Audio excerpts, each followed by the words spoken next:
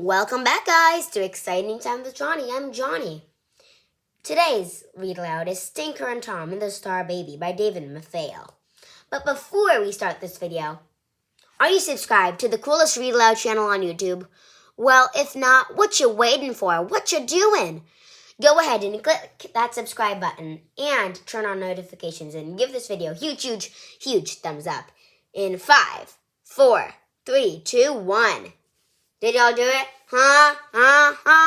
Well, hope you guys like this read aloud. Tinker and Tom and the Star Baby. Get your popcorn ready and enjoy the show.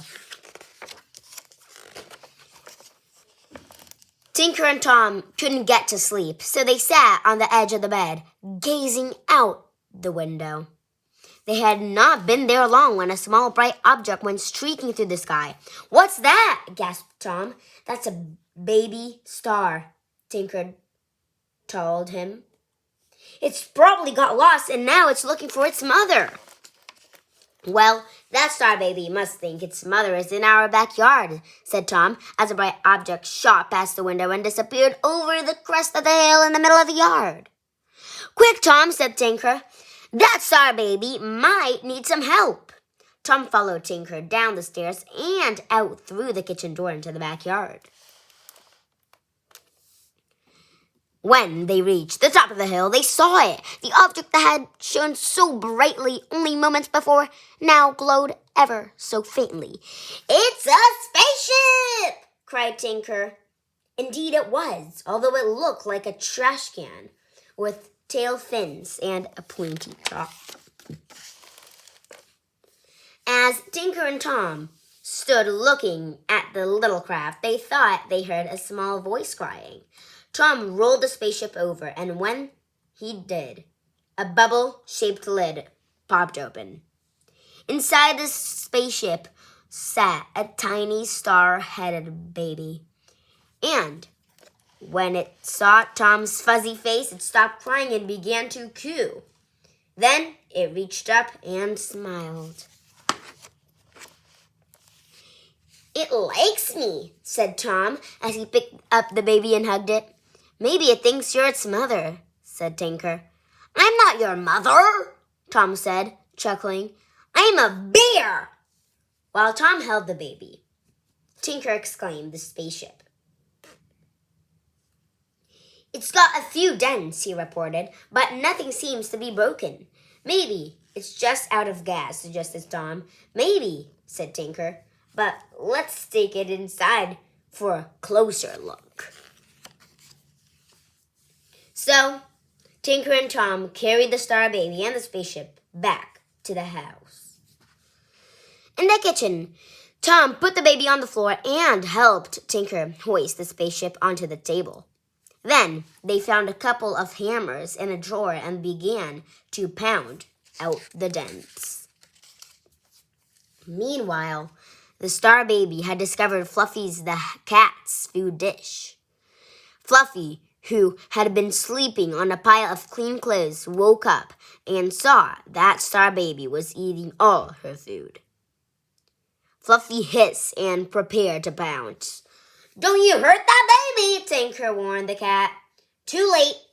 Fluffy sprang toward the star baby, who just looked up and pointed the fast-approaching cat.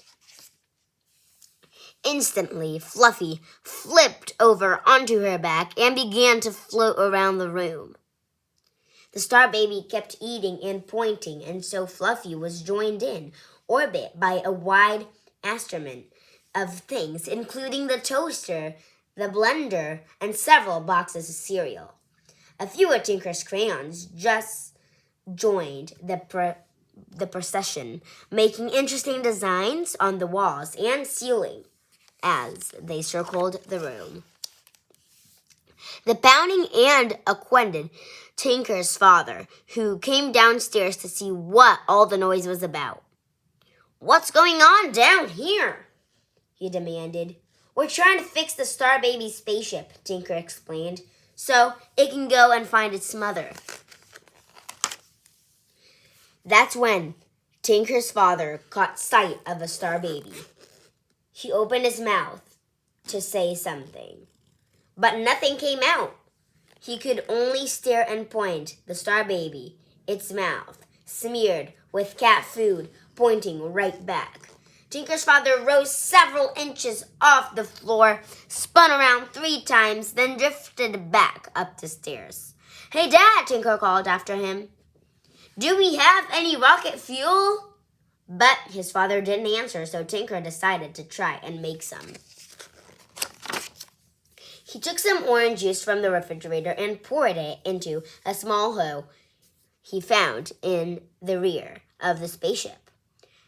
To that, he added a bottle of ketchup, a can of pea soup, a jar of honey, a pot of baked beans, a dozen of or so eggs, and half a box of soap powder. "Now, let's see if it works," Tinker said to Tom. So they carried the spaceship and the Star Baby back outside. Tinker set the spaceship on the ground, put the Star Baby in, he said to Tom, but Tom continued to hold the baby. "Can't we keep it?" he groaned. "You know we can't, Tom," said Tinker. "The Star Baby needs to find its mother." Tom sighed. Then he gave the Star Baby one last hug and placed it gently inside the spaceship. When Tinker closed the lid, the spaceship began to glow and hum, but it didn't budge. "Let's give it a push," said Tinker. So they did. The Star Baby laughed and squealed as the spaceship went scraping and bouncing across the yard. Then, with a bang and a swoosh, the little craft shot into the sky, leaving a whipsy trail of smoke. In a moment, it was so out of sight. "Goodbye, Star Baby," called Tom. For a long time, Tinker and Tom just stood there looking up. Suddenly, from far away, a beam of light shone on them. "I think the Star Baby has finally found its mother," said Tinker. The end. Then he and Tom walked slowly back to the house. That was the Read Aloud, Tinker and Tom and the Star Baby.